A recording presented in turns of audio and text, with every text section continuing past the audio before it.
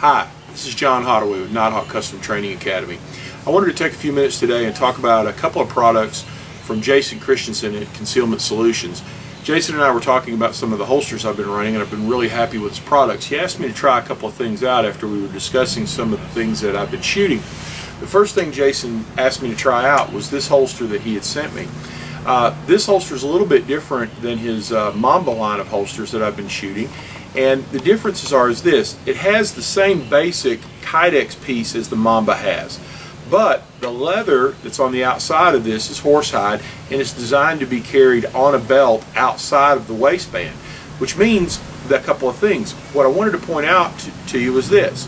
This allows the holster to be used what I consider to be a much more competition-based holster.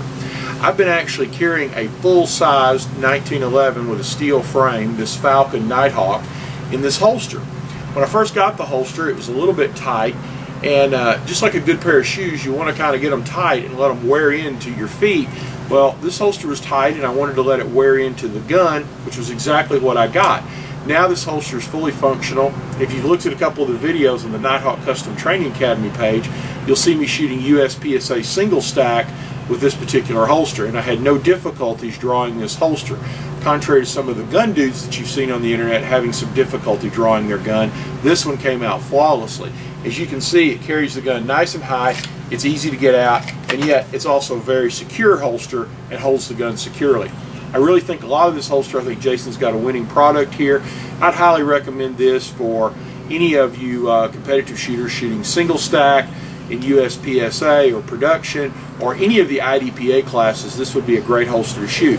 I'd also point out a couple of things on this holster. The first one is this was not one of the defective holsters that was signed by Tommy Nelson. Apparently, from what I understand, I've had a couple of people show me those holsters that are signed by Tommy. Apparently, they make you claim you're a better shooter than perhaps you actually have documented yourself to be. So, this one's unsigned. Make sure yours are unsigned if you want a true competitive holster. The next thing that I wanted to talk about was this. This is a belt that Jason said he was developing, asked me to try it and give some feedback on it. So I'm going to give you a little feedback on this belt. What makes this belt unique is its design feature that I happen to really like. The outside of this belt is cowhide.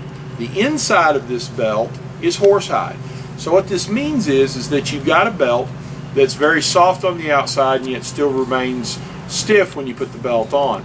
A couple of things I just wanted to say. I traditionally had bought leather belts years ago. I've bought a number of them from Galco and some other leather makers, spent several $100s on like a Ranger belt, some of the other ones that I used in competition, and I always liked them but never was quite happy with them. Went to the Wilderness instructor belt and had been using that for years, was really happy with it. There's a number of knockoffs out there that work really well.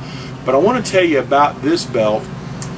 It squeaked a little bit when I got it, which is to be expected, but after I'd worn it for a few days, it began to wear in nicely and the squeak kind of disappeared. You can put some product on it that'll break it down a little bit and not make it squeaky, but I think, hey, just wear the thing, you'll be happy with it.